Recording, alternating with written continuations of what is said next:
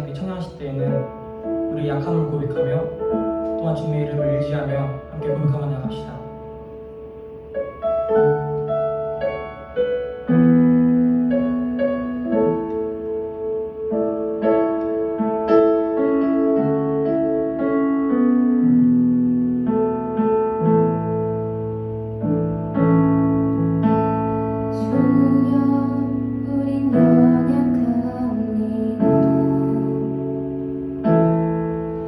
우린 오늘을 힘겨워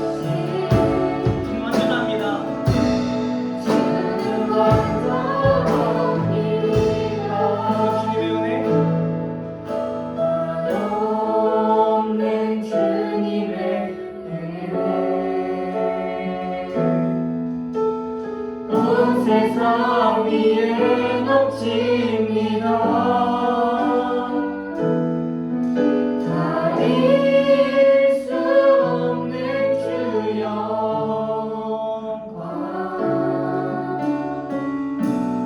온 땅 위에 충만합니다.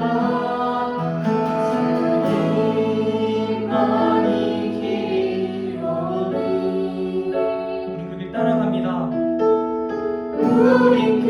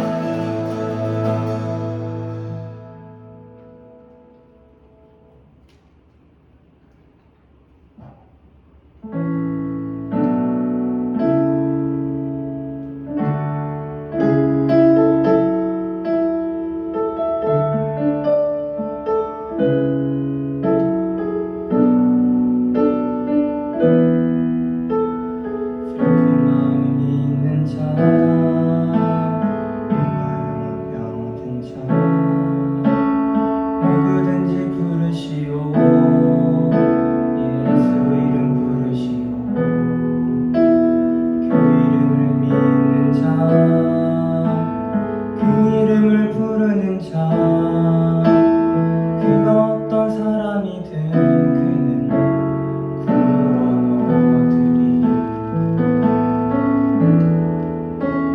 수만 있는 자 뭔가 영혼 병든 자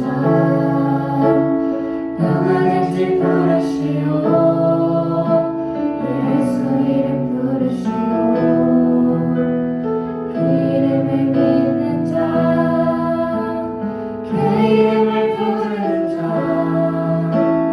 그 어떤 사람이든 그는 구원 얻으리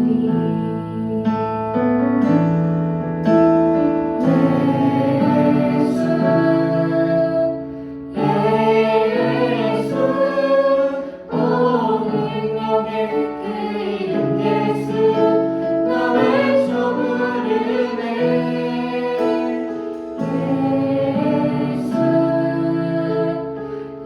예수 오 구원의 그 이름 예수 나 외쳐 부르네 예수 그리스도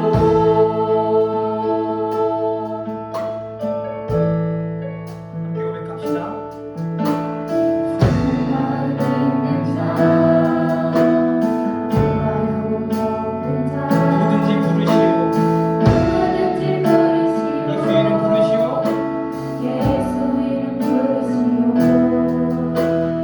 그 이름을 믿는 자그 이름을 부르는 자그 어떤 사람이든 그는 구원 얻으리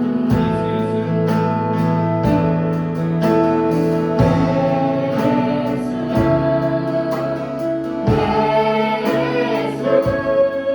오 능력의 그 이름 예수 나 외쳐 부르네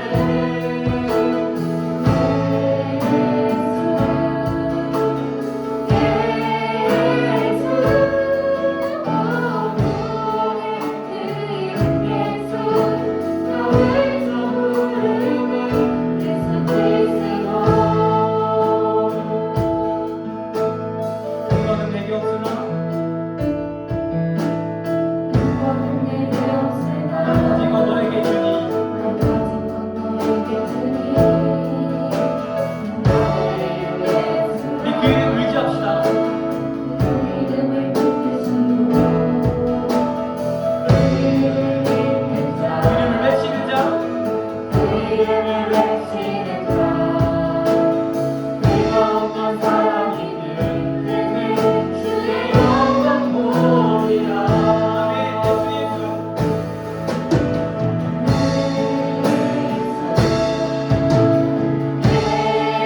예수 오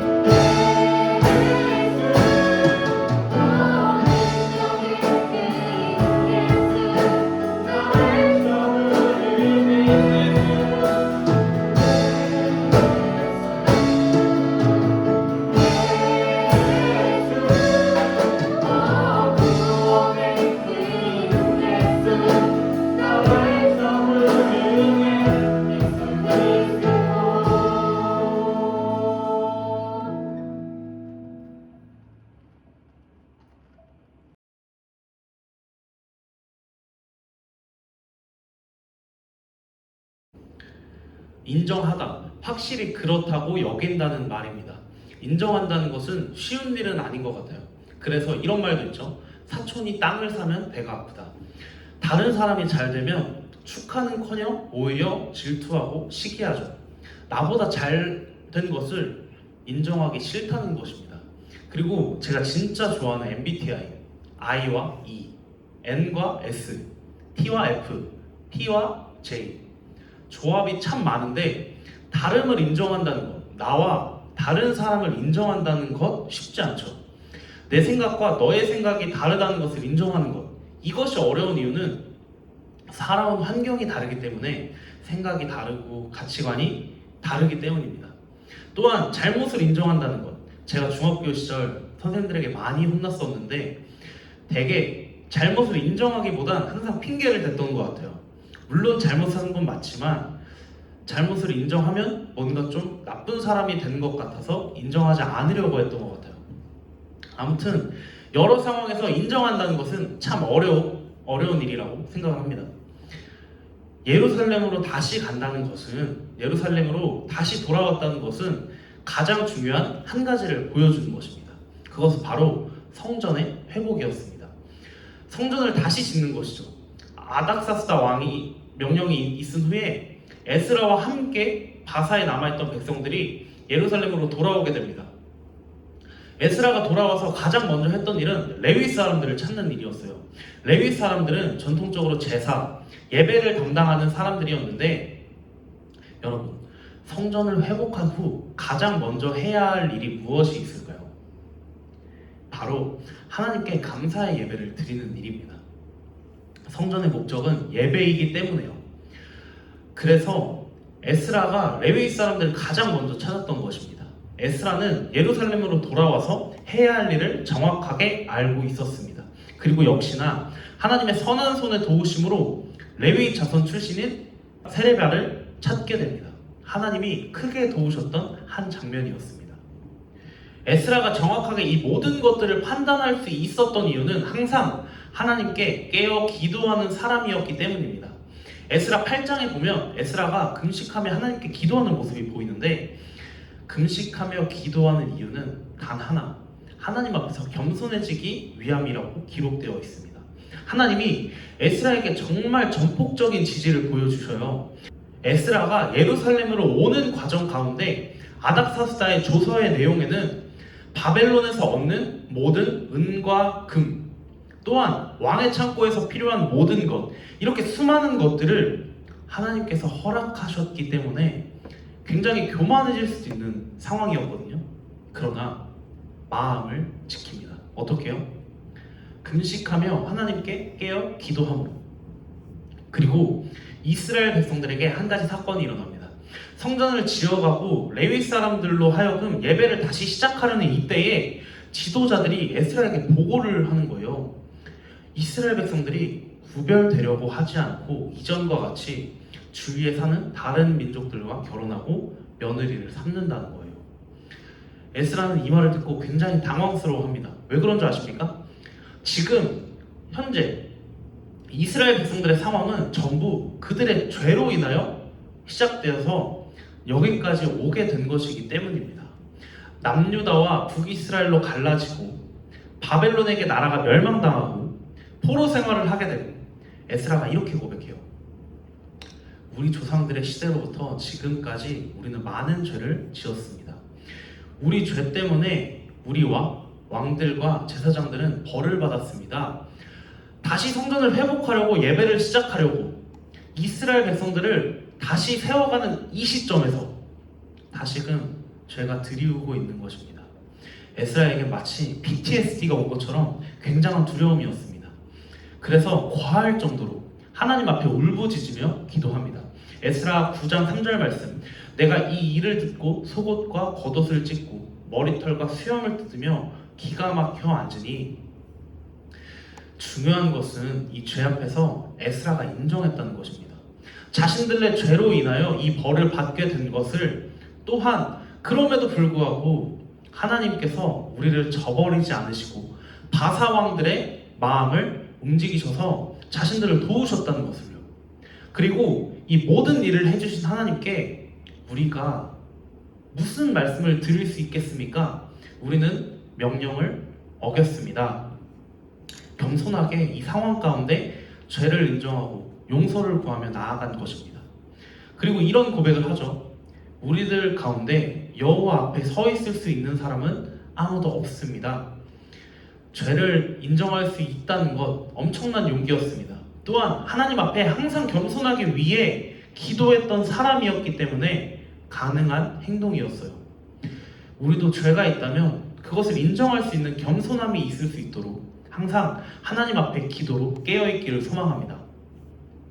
에스라가 이렇게 하나님의 성전 앞에서 엎드려 울면서 기도하니까 백성들이 에스라한테 무슨 일이 생겼나 하고 모였는데 그때 스가냐라는 사람이 에스라에게 고백합니다.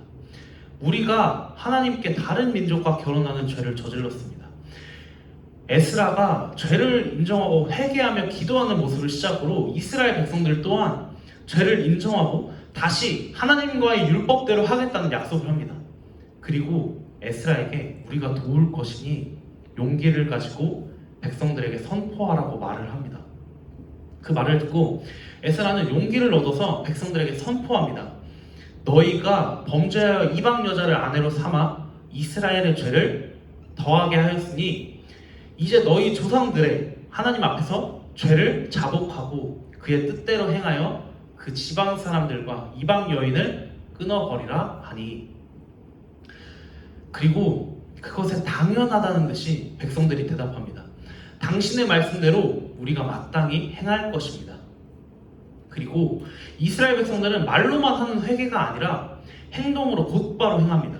이방 여인을 아내로 맞이한 사람들은 모두 내보내고 하나님께 죄를 구하는 마음으로 제물을 올려드립니다. 이스라엘 백성들은 죄를 인정하고 바로 행동을 함으로써 진정한 회개를 한 것입니다. 회개는 이런 거예요. 우리가 그 죄에 대해 알고 인정했다면 바로 하나님께 간구하고 용서를 구하면서 다시는 그러지 않겠다고 행동으로 보여야 합니다.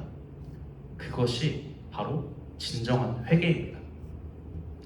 에스라 10장 오늘 본문 이유 말씀을 보면 큰 비가 내리는 때라고 기록이 되어 있습니다. 큰 비가 내리는 때, 장마철이었는데 백성들이 이런 고백을 해요. 우리의 죄가 너무 크므로 이 문제는 하루 이틀 사이에 풀릴 수 없을 것이라고 말하는 거예요. 이 고백은 엄청난 고백입니다. 왜냐하면 이스라엘 백성들이 항상 죄를 저지르고 하나님이 그들을 다시 돌이키시고 하는 상황 가운데 진정으로 죄를 대면한 적이 없었어요. 항상 리더들이 하나님께 용서를 구하거나 선지자들이 대신해서 이 문제를 해결했었는데 에스라를 필두로 온 백성이 이 죄의 문제에 대해 직면한 것입니다. 수많은 죄로 인하여 벌을 받았는데 다시 죄가 드리워지는 이 상황에 하나님께서 도와주신 거예요. 에스라의 기도를 통해서. 그리고 모든 백성들이 그 행동이 변화되는 역사. 중요한 건 어려운 때에 다시 또 죄를 저질러서 또 실패하게 될 그 순간에 하나님을 바라보았던 그 시선, 하나님께 간구했던 그 고백, 그것이 이 상황을 이겨낼 수 있었던 원동력인 것입니다. 신앙생활을 하면서 요즘처럼 힘들고 지치는 그것뿐 아니라 죄의 문제에 대해서도 이렇게까지 무뎌진 적이 있었나 싶어요. 소나기같이 금방 끝날 줄 알았던 상황이 우기, 장마와 같이 점점 길어지면서 반복된 실패가 우리에게 다가오고 가끔 예배 드리면서 마음의 위안을 받는 그 작은 소망이 있었는데 그것조차도 이제는 점차 사라져가는 시간인 것 같아요. 그런데 여러분, 우리가 알아야 하는 것은 비가 멈출 기미가 보이지 않는 그 상황에서도 지속적으로 우리는 하나님을 바라보아야 한다는 것입니다. 왜냐하면 그래야 이 우기가 끝난 후에 다시 하나님께로 당연하게 돌아갈 수 있기 때문입니다. 한 번은 괜찮겠지, 두 번은 괜찮겠지, 세 번, 네 번 계속 이어지다가 정말 돌아올 수 없을 만큼 멀어져 버릴 수도 있을 것 같아요. 여러분, 길고 긴 장마철을 보내는 것 같은 이 시점에 우리 다시 한번 이스라엘 백성들이 죄를 인정하고 하나님과의 언약을 다시 맺었던 것처럼 우리 하나님 앞에서 다짐했으면 좋겠습니다. 하나님, 어떤 상황에서도 하나님을 바라보겠습니다. 하나님께 기도로 고백하며 살아가겠습니다. 힘겹지만 그것을 버티고 나아간 후의 결과는 하나님의 크신 계획을 깨닫고 정말 감사할 수밖에 없는 그런 고백이 우리의 입술에서 나올 것입니다. 에스라를 보내주셔서 결국 이스라엘 백성들을 재건시키셨던 그 크신 하나님의 계획처럼요. 여러분, 하나님이 함께 하실 것입니다. 우기와 같은 지금 다시 한번 소망을 하나님께 두어서 나의 죄를, 나의 모습을 직면함으로 하나님께 고백하고 우리의 시선을 온전하게 하나님께로 향하는 한 주간이 되시길 간절히 소망합니다.